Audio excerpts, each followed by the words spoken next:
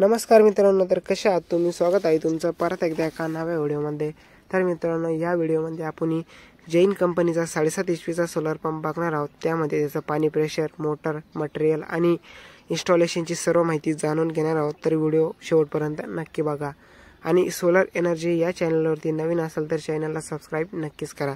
तर चला व्हिडिओला सुरुवात करूया। बघू शकता इन्स्टॉलेशनसाठी आपण 2 खड्डे केलेले आहे आणि दोन्ही खड्डे जवळपास 5.5 फूट खोल आहे आणि दोन्ही खड्ड्यांच्या मधलं जे अंतर आहे ते जवळपास 17 ते 18 फूट लांबीला आहे। या अंतर जर कमी असलं तर मित्रांनो सोलर पंप इन्स्टॉल करताना खूप अडचण येते, तर हे अंतर जास्तच ठेवायचं आहे। तर आता मटेरियल सोडून खाली घेऊया आणि लगेच इन्स्टॉलेशनला सुरुवात करूया।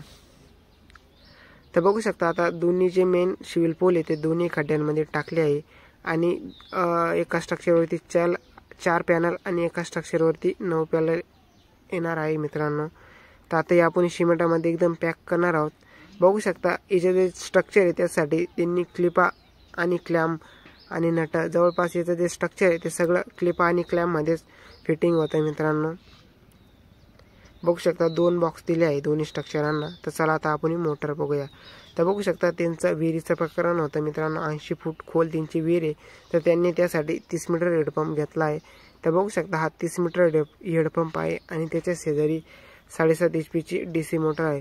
तर बघू शकता याला आतमध्ये लोखंडाची जाळी दिली, जेणेकरून कचरा, घाण, दगड वगैरे खेचून येण्यासाठी त्यांनी आतमध्ये लोखंडाची जाळी दिली। त्याला तुम्ही बाहेरून जरी जाळी लावली तरी चालेल किंवा नाही लावली तरी काही प्रॉब्लेम नाही मित्रांनो। तर हा 30 मीटरचा जो हेडपंप आहे तो जवळपास खोलीला 100 ते 150 फुटापर्यंत चालतो आणि लांबीला 1000 ते 1500 फूट लांबीला चालतो। आणि ही त्याची मोटर बघू शकता मित्रांनो। तुमची कोणत्याही सोलर कंपनीची मोटर असू द्या, पाण्यामध्ये सोडण्याच्या अगोदर त्याच्यातलं जे पाणी आहे ते नक्की चेक करा। त्यासाठी बघू शकता हे 2 स्क्रू दिलेले आहे, हे खोलून घ्यायचे आणि त्याच्यामध्ये लगेच त्याचं पाणी दिसतं। त्याच्यामध्ये कुलंट पाणी असतं मित्रांनो। जर पाणी कमी असलं तर त्याला तुम्ही फिल्टरचं पाणी सुद्धा टाकू शकता, काही प्रॉब्लेम नाही, पण पाणी नक्की टाका जेणेकरून मोटर जळणार नाही। तर बघू शकता मोटरची जी माहिती ती या स्कॅनरवरती सर्व दिलेली आहे। आणि आता हा हेडपंप आणि मोटर आपण दोन्ही कनेक्ट करूया।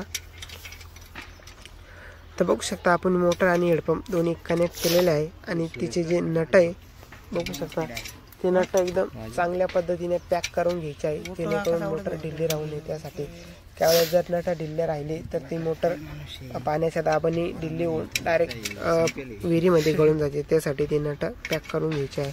बघू शकता जो नेपल आहे ते कंपनीनंच फिट करून दिलेलं आहे। त्याला एक नट लावलेला आहे आणि एक क्लिप पण लावलेली आहे, जेणेकरून किती पाण्याचा दाब आला पाईप निघतो नाही त्यासाठी। आणि हा पाईप मित्रांनो जवळपास 3 इंचचा पाईप आहे, फुल साईज एकदम मोठा पाईप आहे। बघू शकता तुम्ही एकदम जाड पाईप दिलेला आहे त्यांनी। तर आता आपण सर्व जॉईंट वगैरे सर्वच झालेलं आहे। आता बघू शकता आपण मोटर पण सोडून दिलेली आहे। यानंतर आता आपण इन्स्टॉलेशनचं काम लगेच चालू करून देऊया। बघू शकता जे आपले शिविल काम आहे ते बी आपण जवळपास सिमेंटामध्ये एकदम पॅकमध्ये रवले आहे। बघू शकता दगड, सिमेंट त्याच्यामध्ये पॅक केलेले आहे आणि दोन्ही जे स्ट्रक्चर आहे त्याला 4 सपोर्ट आहे, जेणेकरून ढिल्ले होऊ नये त्यासाठी।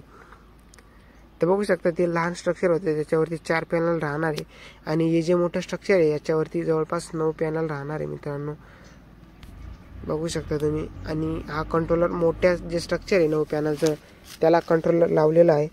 बघू शकता नटांना त्यांनी साखळी दिलेली आहे। ही साखळी जी आहे या जो सपोर्ट आहे त्याला गोल गुंडळून लावणार आहे आपण ज्यावेळेस आपण सर्व इन्स्टॉलेशनचं काम पूर्ण होईल ना, जेव्हा डायरेक्शन देऊ ना त्यावेळेस। तर बघू शकता सर्व याला क्लिपास लावलेला आहे आणि आता नट टाईट करायचं काम चालू आहे। तर आता आपण सर्व जे नट एकदम पहिले टाईट करून घेऊया आणि त्यानंतरच त्याच्यावरती पॅनल टाकून लगेच पॅनल फिटिंग करणार आहोत मित्रांनो। तर बघू शकता खालून वरपर्यंत आपण सिमेंटामध्ये भरीत आणलेला आहे। तर मित्रांनो जो कंट्रोलर आहे त्याला पाठीमागून 2 पट्ट्या दिलेल्या आहे, जेणेकरून खाली सरकू नये त्यासाठी 2 पट्ट्या दिलेल्या आहे आणि ती नट एकदा टाईट केले का तो कंट्रोलर हालत सुद्धा नाही, बघू शकता तुम्ही। तर चला आता याच्यावरती सर्व पॅनल चढून आणि ती सर्व फिटिंग करून घेऊया। तर बघू शकता आपण आता जवळपास सर्व पॅनल स्ट्रक्चरवरती ठेवले आहे आणि त्यांना नट वगैरे लावून एकदम पॅक केलेले आहे आणि डायरेक्शन पण दिलेलं आहे। तर मित्रांनो याचं जे डायरेक्शन आहे ते नेहमी दक्षिण बाजूनच राहतं, जेणेकरून ते तुमचं सोलर पंप आहे ते दिवसभर चालू त्यासाठी याचं जे डायरेक्शन ते नेहमी दक्षिण बाजूनच द्यायचं असतं.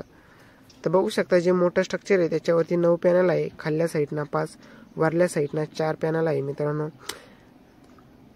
आणि हा जो गॅप आहे त्याला त्या क्लिपा ज्या लावल्या आहे त्या क्लिपामुळे तिथं गॅप राहिला आहे. बघू शकता याला वेल्डिंग केलेलं काहीच नाही आहे, सगळं क्लिपांमध्ये स्ट्रक्चर फिटिंग झालेलं आहे. तर चला ते असं मध्ये जाऊन बाकीची इन्स्टॉलेशनची माहिती बघूया मित्रांनो.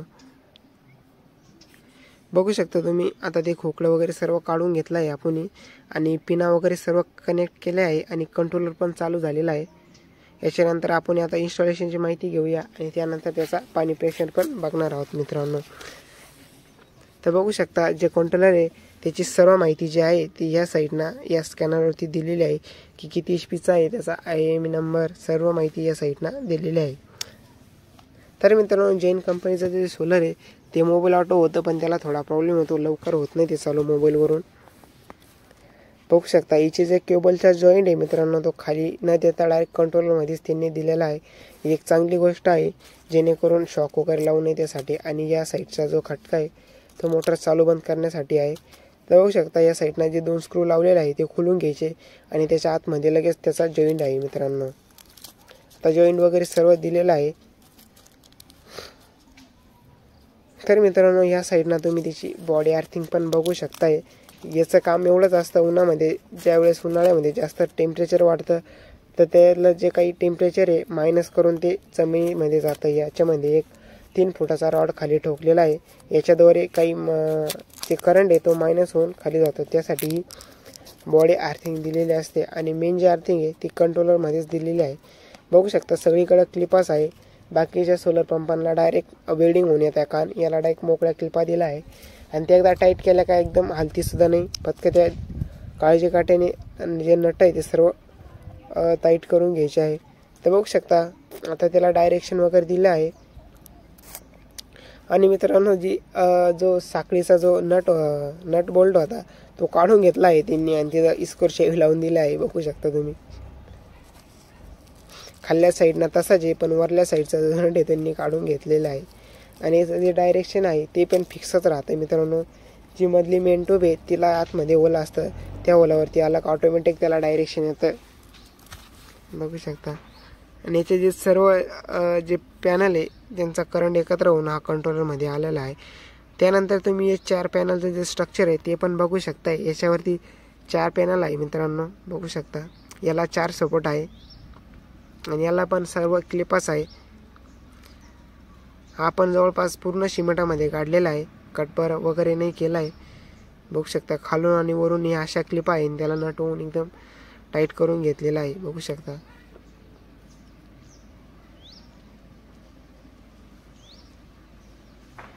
पूर्ण वरपर्यंत सिमेंटामध्ये जो सिव्हिल आहे तो भरून आणलेला आहे. तर मित्रांनो या प्लॅटांचा जो पॉवर आहे तो याच्यामध्ये आणण्यासाठी बघू शकता आपण 2 MC4च्या पिना कनेक्ट केलेला आहे. बघू शकता एक खाल्ल्या साईडला आहे आणि एक या वरल्या साईडला आहे. या सर्व पिना एकमेकाला कनेक्ट करून आणि त्याचा जो मेन 2 पिना आहे त्या कंट्रोलरमध्ये आपण कनेक्ट केलेला आहे, तुम्ही बघू शकता. तर मित्रांनो ज्याचे जे पॅनल आहे त्यासाठी त्यांनी डायरेक्ट क्लिपा दिलेल्या आहे. त्या ज्या आडवी पर्लिंग आहे त्याला ओवून घ्यायचं आहे आणि वरून नट टाकला का पॅकमध्ये आवळून घ्यायचं आहे, जेणेकरून वाऱ्या ओदाण्याने ते उडू नये त्यासाठी. बाकीच्या काही सोलर पंप आहे त्यांना जी मधली पर्लिंग आहे त्यालाच होलं दिलेलं आहे, पण याला त्यांनी वेगळं सिस्टीम दिलेलं आहे. बघू शकता तुम्ही. आता यानंतर आपण पॅनल बघूया कोणत्या कंपनीचं आहे. तर बघू शकता नविता सोलर कंपनीचे पॅनल आहे जवळपास आणि 550 वॅटची एक प्लेट आहे मित्रांनो. जवळपास पॉवर पण जास्त आहे, बघू शकता. आणि या जो 2 पिना आहे इथल्या या 2 पिना कंट्रोलरमध्ये आपण कनेक्ट केलेला आहे. तर चला आता यानंतर आपण याचा आता सर्वात महत्त्वाचा पाणी प्रेशर बघूया मित्रांनो. तर बघू शकता खाल्ल्या साईडनं खटका येतं. आता मोटर चालू करूया, जाऊया आपण पाणी प्रेशर बघण्यासाठी. तर आता मोटर चालू केली आहे आणि आपण आता दुसऱ्या दिवशी आलेलो आहे पाणी प्रेशर बघण्यासाठी. त्या दिवशी अंधार झाला तर इन्स्टॉलेशनसाठी क्लिप असल्यामुळे त्याला खूप वेळ लागला, त्याच्यामुळे आपण आता दुसऱ्या दिवशी आलो आहे. आणि त्यांनी बघू शकता लगेच त्यांनी कांदे लावले, त्याला पाणी चालू पण करून दिलेलं आहे. तर बघू शकता आता बाऱ्यावरती जोडले आहेत, जवळच आहे विहिरीच्या. बघू शकता पहिल्यांदा थोडा गुळणा मारतो आणि त्यानंतर हा पाणी प्रेशर बघू शकताय.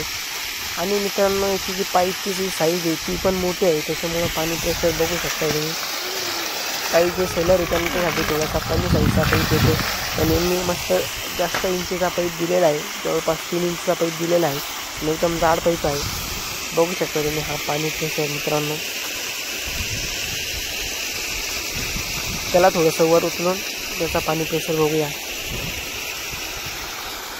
पाणी प्रेशर खूप जोरात आहे मित्रांनो, पण तो खाली असल्यामुळे जे तसं दिसतंय मित्रांनो. बघू शकता तुम्ही. आता तुम्ही बघू शकता थोडासा वरती केला आहे आपण पाईप, आणि अजून वरती केलं तर जास्त पुढे जाईल प्रेशर. तर मित्रांनो तुम्हाला हा जैन कंपनीचा 7.5 HP पाणी प्रेशर कसा वाटला आणि सोलर पंप कसा वाटला ते कॉमेंटमध्ये नक्की सांगा. आणि व्हिडिओ आवडला असेल तर लाईक करा, शेअर करा आणि सबस्क्राईब नक्कीच करा. तर भेटूया परत एकदा पुढच्या